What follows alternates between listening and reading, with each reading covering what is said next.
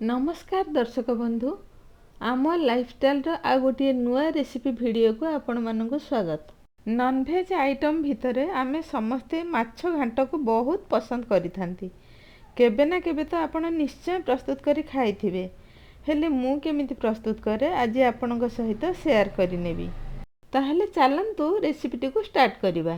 माछ घांट पई देखंतु मु 200 ग्राम रो बुट डाली को आगुरु 4 ରୁ 5 घंटा बतुरे नहीं कि रखी छाणिकी रखी एठी आउ एठी दुईटी बड़ बड़ साइज आलू को एमती विशेष कर काटी रखी। आलूर क्वांटिटी मुझे कम नहीं एठी बुट डाली को आम गोटे प्रेसर रे गोटे सीटी आसवा पर्यंत आलू को ता सहित दे सिझे नवा।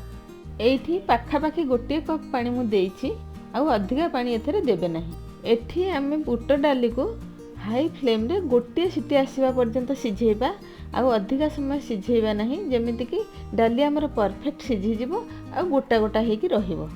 एइठी मु बड़ साइज रे 3टा पियाज को एमिति भाबे चॉप करी रखिछि। एइठी देखंतु 2टी रसुण चोपा छड़ी रखिछि, 3-4टी तेजपत्र, 2टी गुजराती, 4 ରୁ 5टी लवंग आ 1 इंच रो अदा मु नेइछि। आमे भी ए सब मसला को ग्राइंड न करी छेची नबा। छेचा होइथिबा मसला को तरकारी रे देले तरकारी रे फ्लेवर बहुत बढ़िया आसे, सेथिपई मु आज मसला को छेचिकी एमती भाबे प्रिपरेशन करि नउछि। घांट पई एठी देखंतु 300 ग्राम जह्नी को मु एमती भाबे काटी नेइछि। एबे देखंतु पाखापाखी 300 ग्राम हबो कखार को मध्ये एमती भाबे काटिकी नेइछि। जह्नी हमर जेहेतु बहुत पाणीचिया परिबा तेनु रोसई पूर्वरु आमे जह्नी को फास्ट 80% पाखापाखी भाजिकी रखिबा। एठी मु जह्नी रे लूण दउ नाही, खाली हळदी दे मु जह्नी को भाजी नउछि। एमती भाबे फास्ट भाजी नबा को पड़िबो, तापरे पछरे आमे लूण को ऐड करि नबा। माछ घांट पई मेन इंग्रेडिएंट हैला आलू, खंब आलू, सारू आ कखारू। एतिकी जिंस दे घांटटी बनेले घांट बहुत टेस्टी बनिबो। जह्नी एठी हमर भाजी हे गलानी। ए स्टेज रे मु लूण ऐड करि नउछि। आगुरु लूण देइथिले जह्नी पानी छाड़ी देइथांता। जह्नीटा जेहेतु एठी मिठा परिवाटा मो पाखरे थिला मु घांटरे सेतिपई ऐड करि नेछि। आपण चाहिले आपणको पसंद अनुसार परिवा ऐड करि नै पारंती। जह्नी हमर एठी परफेक्ट भाबे भाजी हे गलानी। आको अधिका भाजीबा नाही, आको कड़े रु बाहर करी साइड रे रखि नबा। एबे रोसई रा नेक्स्ट स्टेप को जिबा। गोटे कड़े को गैस ऊपर बसी ताको गरम करि नबा। 3 ରୁ 4 चमच तेल देई किछि फुटण फुटै नबा। आगरु चॉप करी रखिथिबा पियाज को सेथिरे दे दबा। किछि समय पियाज को गोल्डन ब्राउन कलर हबा जाए भाजी नबा। एबे दर्शक बंधु रोसई रो नुआ टिप्स किछि अछि आगो को आपण रोसई रे शेष पर्यंत बनी रुहंतु। एबे पियाज हमर बढ़िया भाबे भाजी हे गलानी। एई स्टेज रे आमे कोन करबा ना, हमर जो छेचा मसला थिला ताकू एथिरे ऐड करि नबा। आउ रखिथिबा तेजपत्र को भी ऐड करि नबा। ताकू किछि समय मिसे कसिबा। एबे तरकारी बढ़िया कलर आसबा पई गोटे चमच काश्मीरी रेड चिली सेथिरे दे दबा। आकु देले राग बेसी न थाए, बढ़िया कलर आसे तरकारी रे। एबे देखंतु मु एठी टमाटो को ऐड करि नेछि मसला रे। टमाटो पकेबार वीडियो शूट हे पारे नाही, कैमरा ऑफ थिला। जो गोटा मसला मु रखिथिली आपन को देखैथिली तेजपत्र गोटा मसला मु एठी एका बेल के ऐड करि नेछि। तेल रे देई नथिली। तेल रे बेसी गरम तेल रे देले मसला रो बासना कमी जाए। एबे मसला रे आमे काटी रखिथिबा कखार को दे देबा। स्वाद अनुसार लूण आ किछि हळदी देई ताकु लो रु मीडियम फ्लेम रे किछि समय पई घोड़े कसी नबा। एबे देखंतु कखारू हमर 5 ରୁ 10 मिनिट परे पाखापाखी 50% सिझी आसिलानी। एही माछ घांट रे आलू हमर बुट डाली सहित सिझी के ऑलरेडी रहिछि। जह्नी मध्य पाखापाखी भाजीबारे 80% सिझी जाइछि। एबे कखारू को आमे सही हिसाब रे कसी नबा।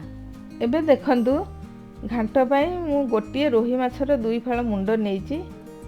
आ 200 ग्राम हबो पाखापाखी चिंगुड़ी आ गोटे माछ पीस एठी मु रखिछि। माछ घांट रे चिंगुड़ी किछि देले घांटटी बहुत टेस्ट बनी थाए, तेणु मु एठी किछि चिंगुड़ी घांट पाई नेइछि माछ संगरे ऐड करी। एबे मसला आ परिबा परफेक्ट कसी हे गलानी। एही स्टेज रे आमे गरम पानी तरकारी रे ऐड करि नबा। देखिकी गरम पानी ऐड करिबा, जेहेतु हमर एते परिबा सेही हिसाब रे पानी देबा। तरकारी हमर फुटिबा आरंभ हेले आमे रखिथिबा माछ को भांगी सेथिरे दे दबा। एबे देखंतु माछ सब को मु तरकारी रे दे देली।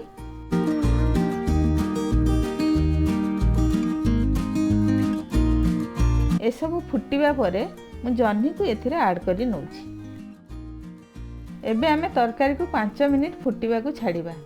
5 मिनिट फुटी सारिबा परे आमे रखिथिबा चिंगुड़ी को दबा आउ आलू बुट डाली जहाँ को सिझेकी रखिथे ताकू मध्य दे दबा। किछि पानी दबा, स्वाद अनुसार लूण मध्य दबा। तरकारी को फुटिबा पई 5 रु 7 मिनिट छाड़िबा। दर्शक बंधु आपण माने एठी देखि पारुथिबे मु चिंगुड़ी को पछरे ऐड करि नेली। पछरे ऐड करिवार कारण माछ संगरे जदि मु चिंगुड़ी को ऐड करि नै थांती चिंगुड़ी बेसी समय फुटिले तार बास्ना कमी जाई थांदा। सेथि पई मु चिंगुड़ी को पछरे ऐड करि नै छी। ए सब फुटिबा आरंभ हेले आमे आगुरु सिझेई रखिथिबा आलू आ बुट डाली को तरकारी रे ऐड करि नेबा। एबे देखंतु बुट डाली को मु तरकारी रे ऐड करि नेली। परफेक्ट सिझिची, गोटा गोटा मध्य रहिची। बुट डाली को तरकारी रे ऐड करि सारिबा परे जदि आवश्यक पड़े आपण किछि पानी ऐड करि नेबे।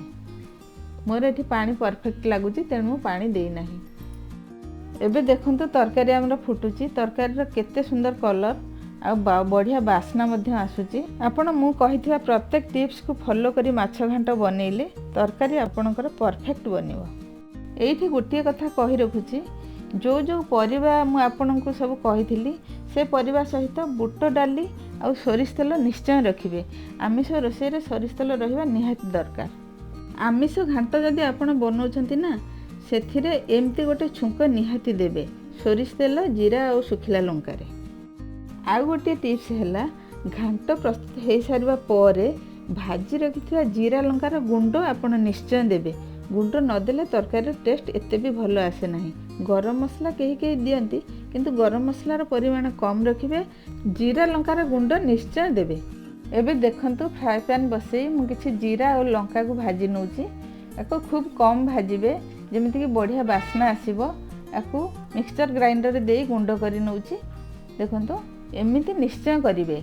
मु कहिथिबा समस्त टिप्स को जदि फॉलो करिवे ताहले आपणकर माछ घांटटी बहुत टेस्टी बनिबो। एबे मु किछि गरम मसला देखंतु तरकारी रे ऐड करी नउची पूरा कम। गरम मसला जदि आपण अधिका दउचंती तरकारी रे गरम मसलार बास्ना बहुत परिमाण रे आसी जिवो। जीरा लंकार बास्ना पूरा कमी जिवो। देखंतु तरकारी हमर केते डेलीशियस लागुची। एबे चलंतु गरम गरम यहाँ को सर्व करि नबा। यहाँ को आपण गरम भात रे खाई परिबे, बहुत टेस्टी रहिबो। पखाल भात रे जमा भी नुहे, रुटी रे तो बहुत बढ़िया, नान संगे बहुत बढ़िया लागिबो। भिडियोटी जदि आपनको मन को छुई थाए आ भिडियो रे जदि नुआ थांती गोटे सब्सक्राइब निश्चय करिदेबे आ लाइक तो निश्चय करिवे। रहुची पुणी देखा हबो गोटे नुआ भिडियो रो सहित। धन्यवाद।